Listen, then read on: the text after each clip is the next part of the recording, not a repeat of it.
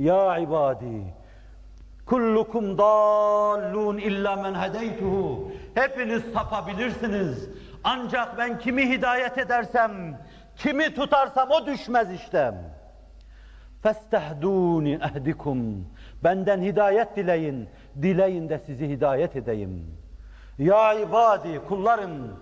İnnekum tuhti'ûne billeyli ve'n-nehâr. Ve ene agfiru'z-zunûbe cemî'a. Festagfirûne agfir lekum. Gece gündüz demeden günah işliyorsunuz. Gece gündüz demeden masiyetler içine giriyorsunuz.